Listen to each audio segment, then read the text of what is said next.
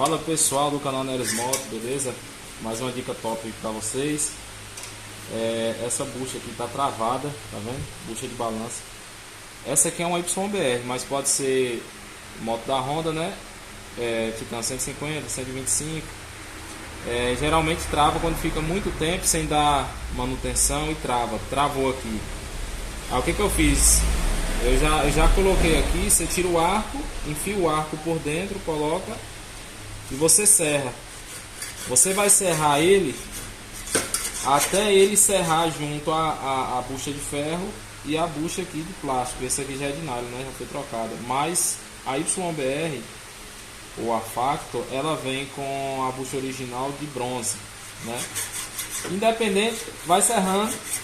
Você vai serrando ela até ela chegar na balança. Não serra tanto para não serrar a balança do cliente, né? Destruir a balança.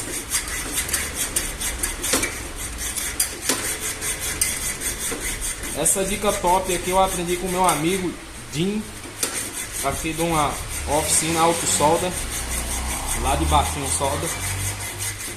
Uma vez aconteceu isso, eu levei lá nele, ele ensinou essa dica top e a gente tá repassando aí pra vocês. Desde já se inscreva, deixa o like, curta, compartilhe, manda pra galera aí do WhatsApp e vai compartilhando. Dá pausa aí.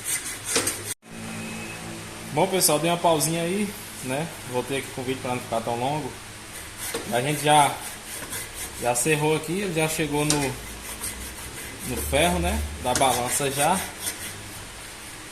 E agora eu vou estar tirando.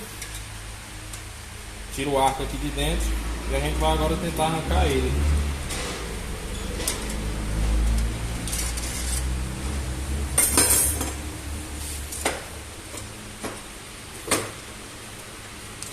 Agora vai tentar arrancar ele. Você prende a balança na morsa, em alguma coisa que você tiver aí. Você vem com eixo velho, alguma coisa.